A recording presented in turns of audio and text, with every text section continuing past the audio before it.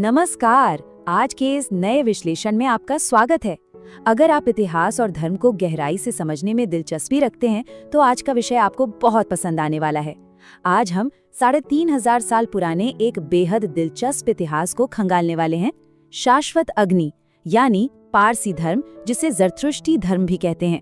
ये दुनिया के सबसे पुराने एकेश्वरवादी धर्मों में से एक है, जिसकी जड़ें इतिहास में बहुत गहरी हैं। चलिए एक साथ इस अद्भुत सफर की शुरुआत करते हैं। इस सफर में हम मुख्य रूप से 5 पड़ावों से गुजरेंगे। सबसे पहले इसकी उत्पत्ति और अहूर मज़दा की अवधारणा को समझेंगे। फिर इसके 3 मूल सिद्धांत देखेंगे।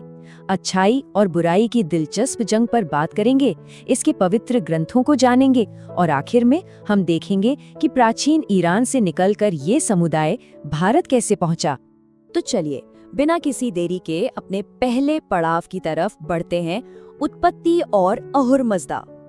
अगर आप इस धर्म का मूल समझना चाहते हैं तो आपको सबसे पहले इस शब्द को याद रखना होगा, अहूर मज़दा।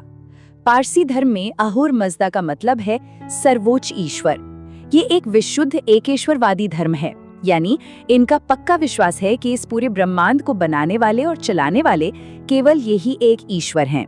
इनकी सारी धार्मिक आस्था इसी एक बिंदु के इर्द गिर्द घूमती है कि अहूर मज़दा ही एकमात्र सत्य और सबसे बड़ी शक्ति हैं। अब सोचिए, इस धर्म की शुरुआत कब और कैसे हुई होगी। करीब 3500 साल पहले की बात है।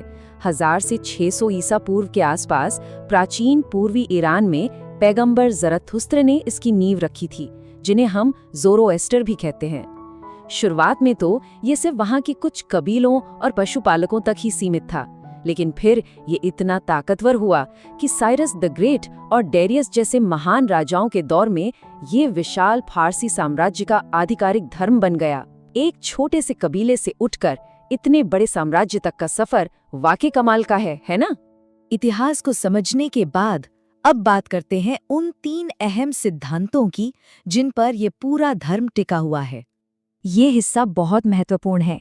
पारसी धर्म कोई बहुत जटिल दार्शनिक भूल भुलैया नहीं है, बल्कि इसका नैतिक ढांचा 3 बहुत ही सरल और स्पष्ट नियमों पर आधारित है। पहला है हुम्ता यानी अच्छे विचार, दूसरा हुक्ता यानी अच्छे वचन और तीसरा ख्वश्ता यानी अच्छे कर्म। हर अनुयायी से बस यही उम्मीद की जाती है कि वो अपनी सोच, अपनी बातों और अपने कामों में हमेशा अच्छाई को ही चुने। सच कहूँ तो यही इस धर्म की असली रीढ़ है। इन 3 सिद्धांतों से ही जुड़ा हुआ एक और बड़ा पहलू है, और वो है अच्छाई और बुराई का ब्रह्मांडीय संघर्ष। पारसी विश्व दृष्टि में हमेशा से एक बहुत ही गहरा टकराव रहा है। एक तरफ है परम अच्छाई, जिसका नेतृत्व सर्वोच्च ईश्वर अहूरा मज़दा करते हैं, और दूसरी तरफ है बुराई की ताकत, जिसे अंग्रमेन्यू कहा जाता है। वो मानते हैं कि ये दुनिया इन दोनों ताकतों के बीच लगातार चल रहे एक युद्ध का मैदान है। लेकिन सबसे अच्छी बात क्या है पता है? वो है इनका अटूट आशावाद। इनका पक्का विश्वास है कि चाहे संघर्ष कितना भी लंबा क्यों ना हो, अंत में जीत हमेशा अच्छाई की ही होगी। और इसी अच्छाई और शुद्धता से जुड़ा है अग्नि यानी आग का महत्व। पारसी धर्म में अग्नि को ईश्वर का पवित्र प्रतिनिधि माना गया है। ये प्रकाश, ज्ञान और शुद्धता का प्रतीक है। यही वजह है कि पारसी मंदिरों में अग्नि हमेशा जलती रहती है, जो अहूर मज़दा की मौजूदगी का एहसास कराती है। ये बुराई के अंधेरे को मिटाने का एक बेहद शक्तिशाली प्रतीक है। चलिए अब इन आस्थाओं से आगे बढ़ते हुए हम इनके पवित्र ग्रंथों और कुछ बेहद अनूठी परंपराओं पर नजर डालते हैं। किसी भी धर्म की आत्मा उसके मूल ग्रंथों में ही तो बसती है। पारसी धर्म के सबसे पवित्र ग्रंथ का नाम है अवेस्ता, जिसे ज़ेंद अवेस्ता भी कहा जाता है। इसे पुरानी ईरानी भाषा में लिखा गया था। इसमें पैगंबर ज़रथुस्त्र की शिक्षाएं, प्रार्थनाएं और वो सारे अनुष्ठान दर्ज हैं जो आज भी इस पूरे समुदाय को एक सूत्र में बांधे रखते हैं। परंपराओं की बात करें तो अंतिम संस्कार की इनकी प्रथा बहुत अलग और दिलचस्प है। इसे दखमा या टावर ऑफ साइलेंस कहा जाता है।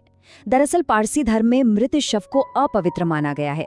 उनका तर्क है कि शव को दफनाने से धरती अपवित्र होती है और जलाने से पवित्र अग्नि। तो फिर वो क्या करते हैं?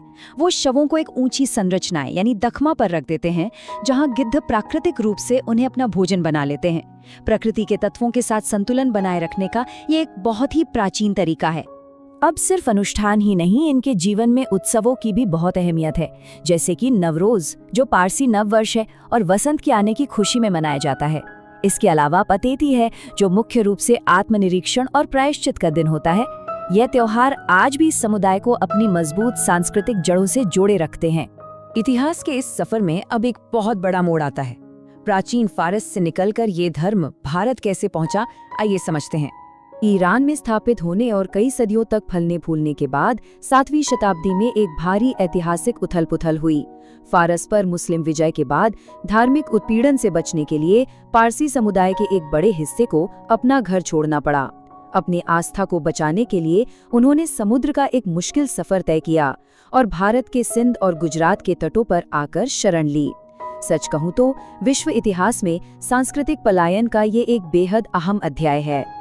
उस ऐतिहासिक पलायन के बाद आज हमारे सामने एक चौंकाने वाला आंकड़ा है, सिर्फ 1,10,000।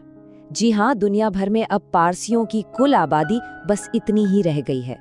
जरा सोचिए, जो धर्म कभी विशाल साम्राज्यों की पहचान हुआ करता था, आज उसके अनुयायियों की संख्या कितनी तेजी से घट रही है। भारत में आज ये समुदाय मुख्य रूप से मुंबई और गुजरात में बसा है और इतनी कम संख्या के बावजूद इन्होंने अपनी एक बहुत ही समृद्ध पहचान बनाए रखी है। अब इस तेजी से घटती आबादी को बचाने के लिए कुछ बहुत ही गंभीर प्रयास किए जा रहे हैं। इसी में से एक है जियो पारसी पहल। ये भारत सरकार की एक खास योजना है जिसका मकसद इस समुदाय की आबादी को बढ़ाना और इनकी सांस्कृतिक विरासत को लुप्त होने से बचाना है। एक आधुनिक सरकार द्वारा एक प्राचीन संस्कृति को सहेजने का ये अपने आप में एक बेहतरीन उदाहरण है। तो अंत में हमारे सामने एक बहुत बड़ा सवाल खड़ा होता है। एक तरफ जहां आबादी लगातार कम हो रही है, वहीं दूसरी तरफ अच्छे विचार, अच्छे वचन और अच्छे कर्मों की 3500 साल पुरानी एक अटूट विरासत भी है। तो क्या पारसी धर्म की ये शाश्वत लौ आने वाली सदी में खुद को बचाए रखने के लिए कोई नया रास्ता निकालेगी? ये एक ऐसा सवाल है जो इतिहास को करीब से देखने वाले हर व्यक्ति को सोचने पर मजबूर कर देता है। इस शानदार विश्लेषण में हमारे साथ जुड़े रहने के लिए आपका बहुत बहुत धन्यवाद।